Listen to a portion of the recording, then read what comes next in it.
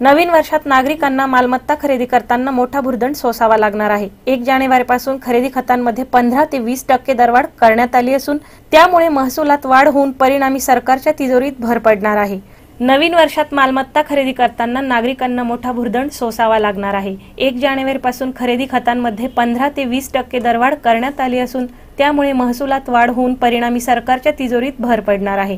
संगमनेरचे दुय्यम निबंधक अनिल नढे यांनी या महसूल वाढीबाबत अधिक माहिती दिली।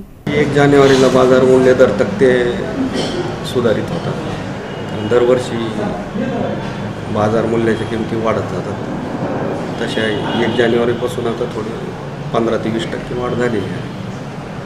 त्याच्यामुळे सरासरी खरेदीवर किती जो खरेदीदार आहे त्याच्यावर किती बोजा पडेल असा अंदाज त्याचा? 15 ते 20% किमती वाढल्या म्हणजे तेवढा बोजा पडेल म्हणजे सरासरी ते बाजार मूल्य त्या लेवलने वाढतच असतं।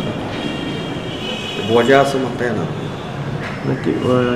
याच्यातून शासनाला महसूल मिळणे हा एकच आहे का?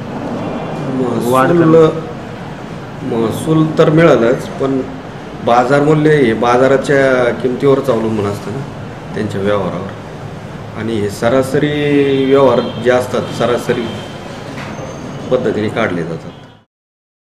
जमिनींच्या आकाशाला भिडणारी दरवाढ आणि त्यात आता खरेदी खत करताना झालेली ही दरवाढ त्यामुळे सर्वसामान्य नागरिकांना स्वतःच्या घराचं स्वप्न प्रत्यक्षात साकारण्यासाठी मोठा आटापिटा करावा लागणार आहे।